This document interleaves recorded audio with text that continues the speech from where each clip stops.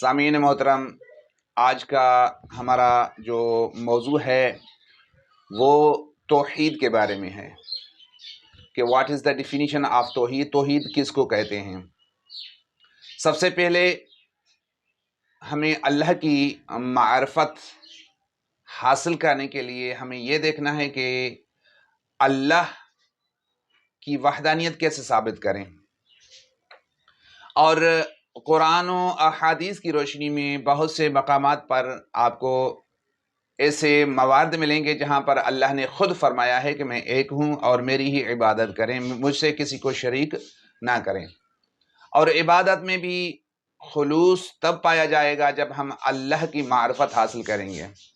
اور اللہ نے سورۃ اخلاص میں اس بات کو واضح بیان کیا ہے، حتیٰ کہ سورت تو چھوٹی ہے لیکن اس کا مفہوم و مصداق جو ہے نا بہت بڑا ہے۔ تو آئیں دیکھتے ہیں قرآن میں اللہ نے کچھ مقامات پر جو چیزیں بیان کی ہیں ان کی طرف دیکھتے ہیں، اور پھر احادیث کی روشنی میں بھی ہم اس طرح بڑھ رہے ہیں۔ سب سے پہلے جو مقام اللہ نے بیان کیا ہے وہ یہ ہے کہ آپ جو میں نے سورۃ توحید کی ایک آیت پڑھی ہے جس میں اللہ ارشاد فرما رہا ہے کہ قل هو اللہ احد، اے میرے حبیب فرما دیجئے، اے رسول فرما دیجئے کہ اللہ ایک ہے۔ اس کا مطلب کیا ہے؟ یعنی چاہے ذات میں ہو، چاہے صفات میں ہو، چاہے حقوق میں ہو، یعنی یہ تینوں چیز پر اطلاق کرتی ہے کہ آپ اللہ کو واحد مانیں، آپ اللہ کو احد مانیں، اللہ کے ساتھ کسی کو آپ شریک نہ کریں۔ جب بھی آپ عبادت خداوندی تعالی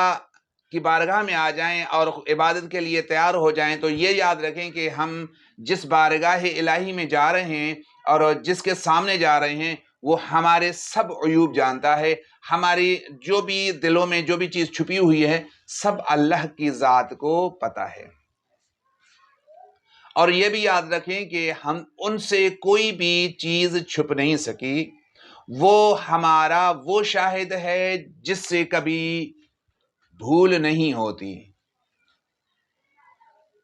اور ہمیشہ یہ بھی یاد رکھیں کہ اگر آپ نے اللہ کی وحدانیت پڑھنی ہے، سب سے پہلی جو ہمارے پاس مضبوط دلیل ہے وہ قرآن پاک ہے، اور قرآن پاک کی روح کے مطابق یعنی قرآن پاک کی تشریح جو بیان کرنے والی ہے وہ محمد و آل محمد کی ذات ہے۔ پھر ہم ان کی سیرت پر جائیں گے، حتیٰ کہ مولا کائنات کا ایک فرمان مجھے یاد آ رہا ہے کہ مولا کائنات امام علی علیہ السلام نے فرمایا تھا، اے میرے کریم اللہ اگر دنیا کو خلق نہ کرتا، زمین و آسمان خلق نہ کرتا، یہ آسمان پر جو آپ نے ستارے لگائے ہیں، یہ چاند بنایا ہے، یہ سورج بنایا ہے، یہ ہواؤں کا چلنا، یہ دریاؤں کا چلنا، یہ سمندروں کا چلنا، سمندروں میں مچھلیوں کا تیرنا، کشتیوں کا چلنا، یعنی جو بھی چیز آ رہی ہے، سورج کا مشرق سے طلوع ہونا، مغرب کی طرف غروب ہونا، پھر دنوں کا تبدیل ہونا، موسموں کا تغیر، مولا کائنات فرماتے ہیں اے میرے کریم اللہ اگر یہ چیز آپ خلق نہ بھی کرتے اور ایک طرف آپ ہوتے، ایک طرف مجھ علی کو خلق کرتے، پھر بھی میں علی آپ کو ہی سجدہ کرتا جس کو کرتا آ رہا ہوں۔ یہی تو معرفت ہے کہ جب مولا کائنات سے پوچھا گیا یا ابن ابی طالب حل تری ربک، اے علی ابن ابی طالب، اے ابو طالب کے بیٹے کیا تو نے اپنا رب دیکھا ہے؟ خود اندازہ کریں، یہ ہے محبت، یہ ہے اللہ کی معرفت کہ مولا کائنات سے سوال کیا جا رہا ہے، کیونکہ مولا کائنات نے خدا کی وحدانیت اس طرح بیان کی ہے۔ خود اندازہ کریں کہ مولا کائنات جس کے نقش قدم پر ہم چل رہے ہیں، جس سے ہم محبت کر رہے ہیں، اگر اللہ کو سمجھنا ہے، اللہ کی معرفت حاصل کرنی ہے تو اس ذات کی طرف آ جائیں کہ جب امام علی بن ابی طالب سے پوچھا جا رہا ہے یا ابن ابی طالب حل تری ربک، کیا تو نے اپنا رب دیکھا ہے؟ اور عجیب نہیں کہ مولا کائنات نے جو بہترین ان کو جواب دیا، کیف اعبد الذی لم اراه، علی بن ابی طالب اس کی عبادت ہی نہیں کرتا جس کو دیکھا تک نہ ہو۔ یہ دیکھنا ظاہری نظرات سے نہیں ہے، یہ قلبی نظر سے ہے، یعنی انسان جب کسی کو جاننا چاہتا ہے، کسی سے محبت کرنا چاہتا ہے، جس سے انسان کو محبت ہوتی ہے وہ دل سے ہوتی ہے، نہ کہ نظر سے۔ محبت تب کہلاتی ہے جب انسان یعنی نہ دیکھ کر کسی سے کے ساتھ محبت کرے۔ اور امام علی بن ابی طالب نے بھی اسی وجہ سے کہا کہ اللہ کی معرفت حاصل کرنی ہے، اللہ کی محبت حاصل کرنی ہے تو اس ذات کی طرف نہ دیکھیں، بلکہ ان کی جو آیات ہیں ان کی طرف دیکھیں کہ اللہ نے آسمان کو کس طرح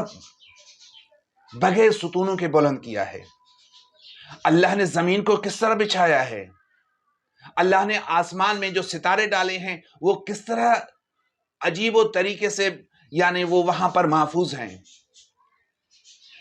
کئی ہزار سال گزر چکے ہیں، کئی ہزار، دنیا جب سے بنی ہے، یہ خود اندازہ کریں کہ اللہ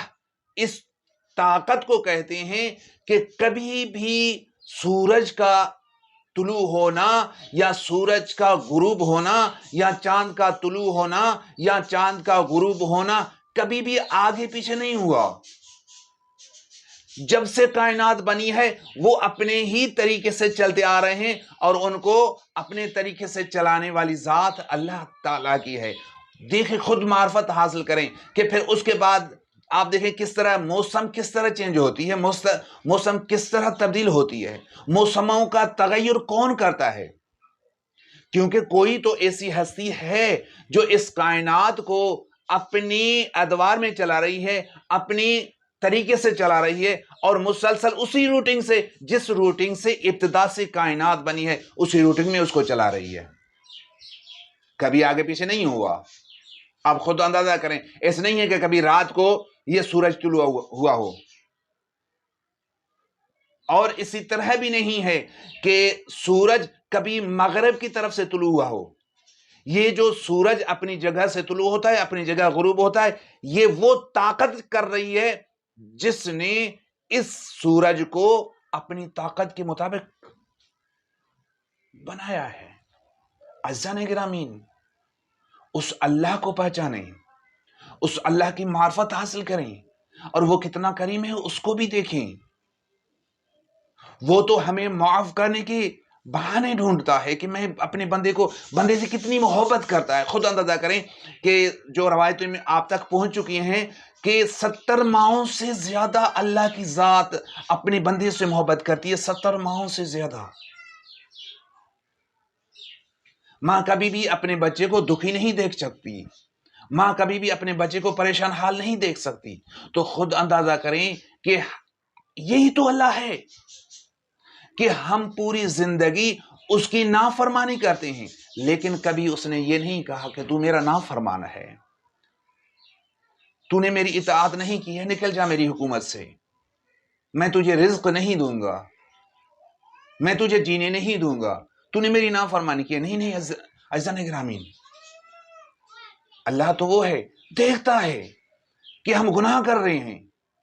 پھر بھی وہ محبت سے خود ہمیں بلا رہا ہے۔ وَإِذَا سَأَلَكَ عِبَادِي عَنِّي فَإِنِّي قَرِيبٌ أُجِيبُ دَعْوَةَ الدَّاعِ إِذَا دَعَانِ۔ جب میرا عبد مجھ سے سوال کرتا ہے، اللہ اکبر، خود اندازہ کر کتنی محبت ہے اللہ کو اپنے بندے سے۔ جب میرا بندہ مجھ سے سوال کرتا ہے، کوئی ٹائم نہیں ہے، جس ٹائم بھی آپ خلوص